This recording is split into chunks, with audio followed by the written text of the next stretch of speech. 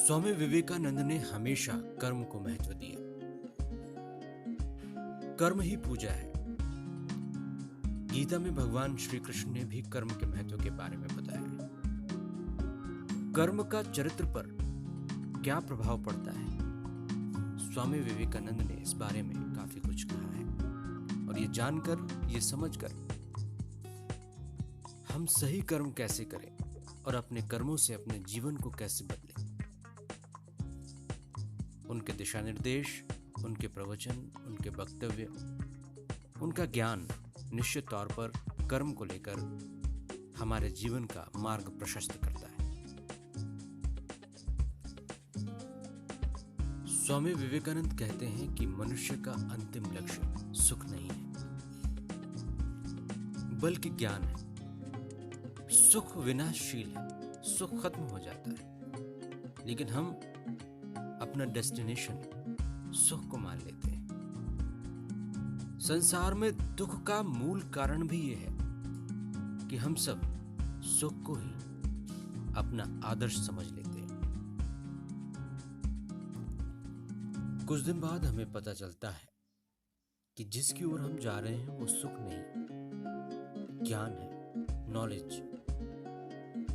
सुख और दुख दोनों ही महान शिक्षक हैं, दोनों से ही शिक्षा ली जा सकती है।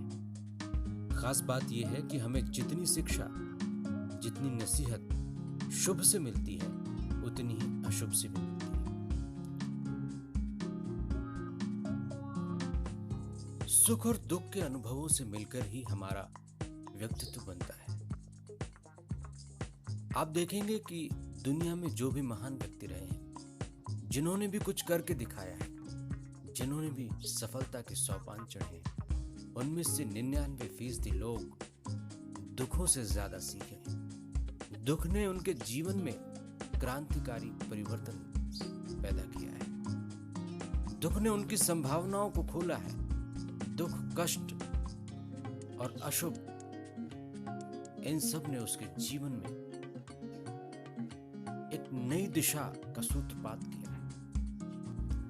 आप खुद देखेंगे कि आपको सुख से जितनी शिक्षा नहीं मिलती, दुख, दारिद्र्य और गरीबी से, अभाव से, कष्टों से न सिर्फ हमें शिक्षा मिलती है, बल्कि हम आगे बढ़ने के लिए प्रेरित भी होते हैं और अपने व्यक्तित्व का इस तरह से निर्माण करते हैं कि कठिनाइयों से, मुसीबतों से हमें फिर फर्क नहीं पड़ता और हम उन बाधाओं को पार करते चले जाते हैं। हमारे व्यक्तित्व की रेजिस्टेंस पावर बढ़ती चली जाती है। विवेकानंद भी यही कहते हैं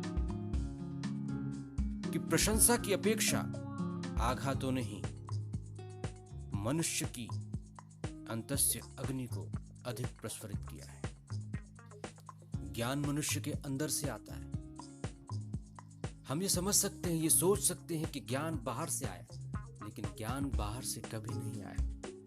ज्ञान हमेशा अंदर से ही पैदा हुआ। इस दुनिया में जो भी कुछ हम देख रहे हैं, जो भी आविष्कार, जो भी खोजें हमारे सामने हैं, वो मनुष्य के अंदर से ही आई। मनुष्य ने कोशिश की, मनुष्य ने प्रयत्न किया, और वो कोशिशें, वो प्रयत्न हमारे सामने नई नई टेक्नोलॉजी के रूप में।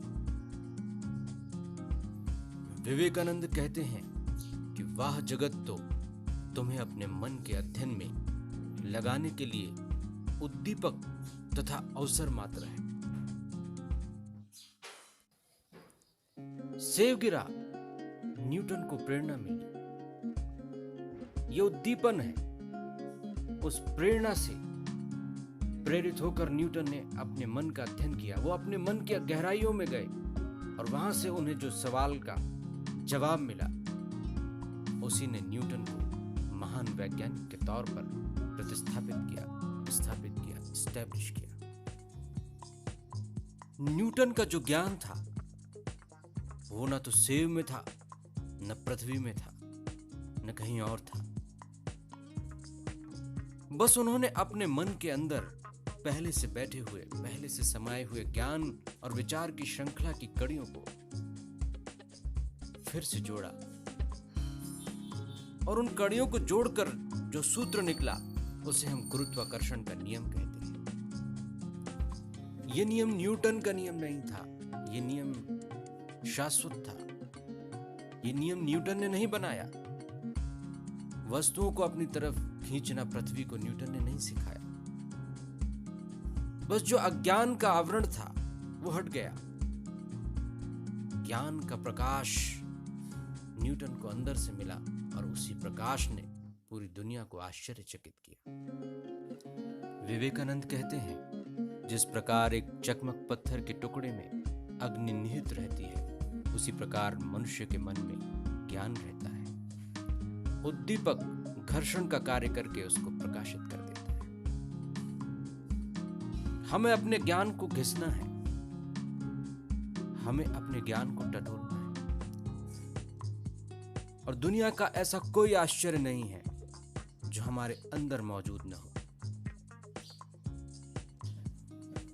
हमारा हंसना, हमारा रोना, हमारी प्रतिक्रियाएं, सुख और दुख, खुशी और कष्ट,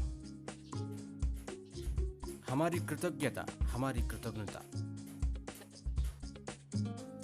हमारे जो भी भाव हैं, जो भी मनोभाव हैं, हम जो कुछ भी हैं, वो हमारे मन के ऊपर जो प्रभाव दुनिया का पड़ा है, जो ज्ञान हमने अर्जित किया है, चाहे वो अंदर का ज्ञान प्रस्फुटित किया हो या बाहर से कुछ आया, इस सब की समष्टि है, एक कोलाज है। और हम जो कुछ भी हैं, इसी के फल हैं, इसी का परिणाम। विवेकानंद कहते हैं कि हम प्रतिक्षण कर्म करते हैं। हम बातचीत कर रहे हैं तो ये कर्म है, हम सुन रहे हैं तो ये कर्म है, हमारा सांस लेना, चलना, ये भी कर्म है। जो कुछ भी हम करते हैं, चाहे फिजिकल हो या मेंटल, सब कर्म ही है। और हर कर्म, हमारा हर काम, हमारा हर एक्शन, हमारा हर एक रिएक्शन हमारे ऊपर एक छाप छोड़ता है, एक चिन्ह अंकित करता है, और ये हमारे व्यक्तित्व में जुड़ता चला जाता है। हम यदि किसी के चरित्र को, किसी के व्यक्तित्व को जानना चाहते हैं, तो उसके बड़े कामों को न देखें, उसके छोटे छोटे काम हमें उसकी चरित्र की झलक दें। कोई मुसीबत आ जाए, कोई संकट की घड़ी आ जाए, तो आम और साधारण आदमी भी एक बड़ी प्रतिक्रिया दे सकता है, बड़ा काम कर सकता है। लेकिन छोटे छोटे कामों में जो महानता का प्रदर्शन करता है, जो उत्कृष्टता का प्रदर्शन करता है, वही व्यक्ति श्रेष्ठ होता है, अच्छा होता है।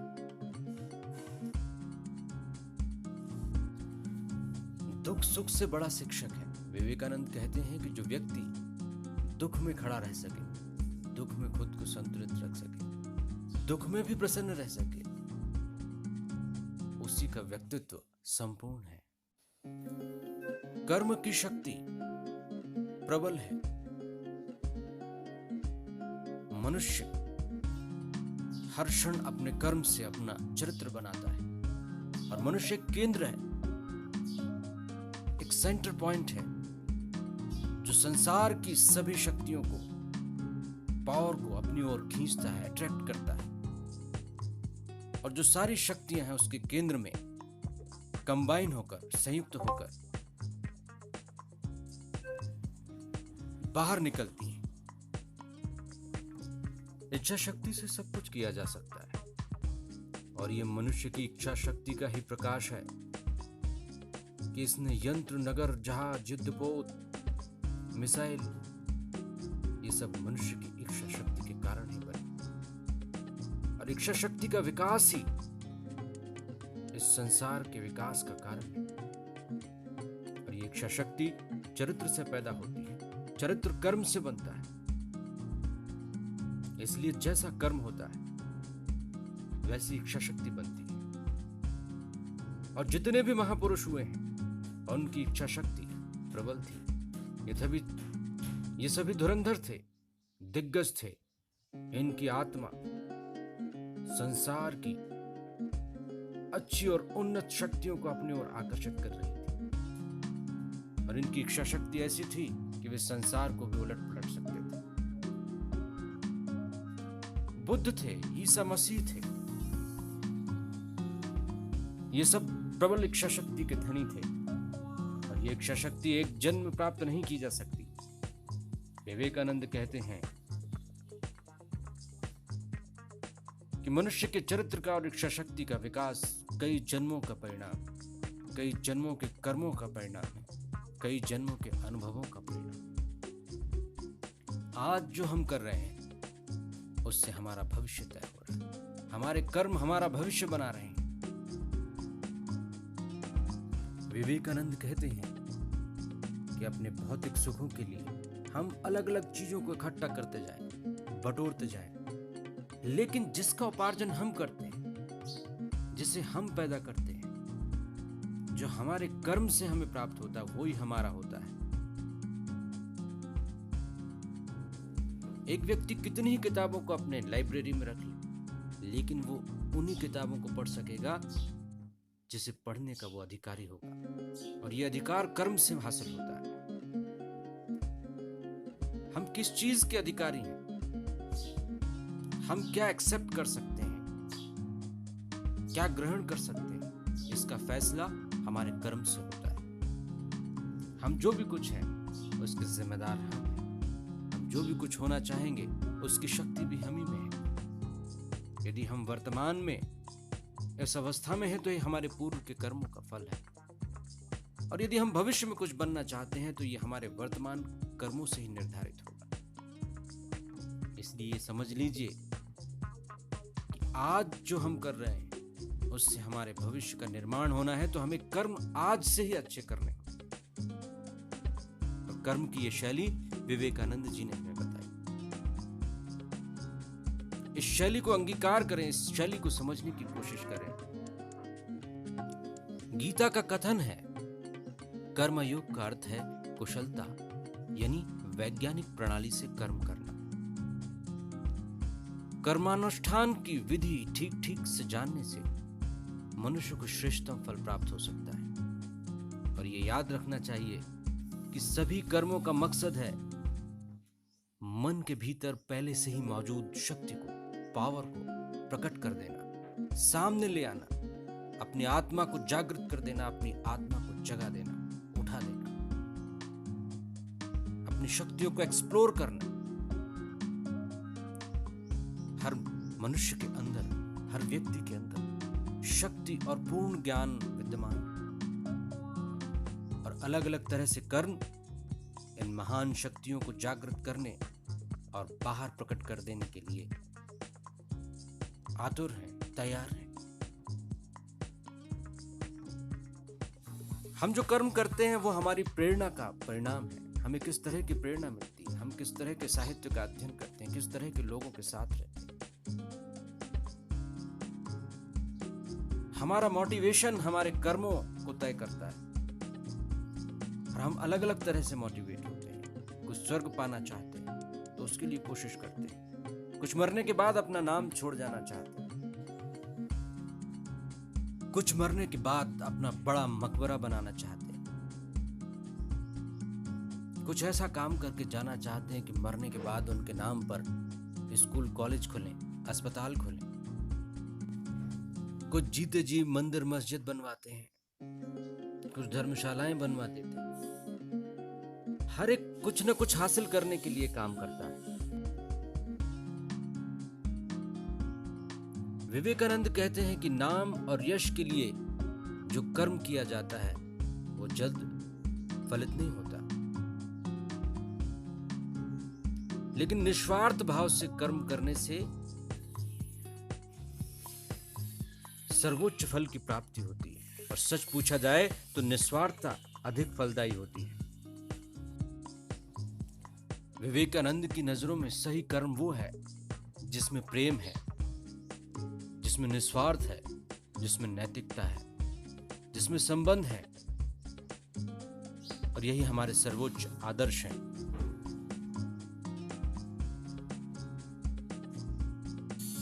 जो व्यक्ति ईमानदारी से, निस्वार्थ भाव से, पूरे परिश्रम के साथ, लगन के साथ कर्म करता है वही महान बनता है। विवेकानंद कहते हैं, आत्म संयम से महान इच्छा शक्ति पैदा होती है, और वो बुद्ध या ईसा जैसे चरित्र का निर्माण करती है।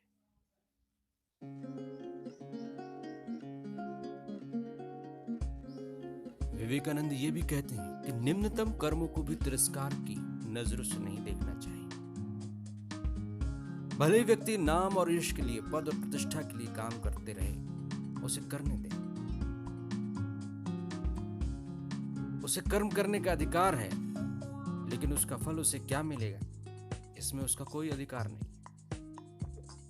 और यदि हम किसी मनुष्य की सहायता करना चाहते हैं, उसकी मदद करना चाहते हैं, तो इस बात की कभी चिंता नहीं करनी चाहिए कि उसका व्यवहार हमारे प्रति कैसा होगा। आदर्श पुरुष वो है जो परम शांति और निस्तब्धता के बीच, तीव्र कर्म का और प्रबल कर्मशीलता के बीच मरुस्थल की शांति और निस्तब्धता का अनुभव करते हैं। यही संयम है और यही कर्म करने का सही तरीका है। अगले भाग में हम ये जानने की कोशिश करेंगे कि कैसे हर एक अपने क्षेत्र में महान है। ये वीडियो पसंद आया हो तो कृपया लाइक और सब्सक्राइब करें।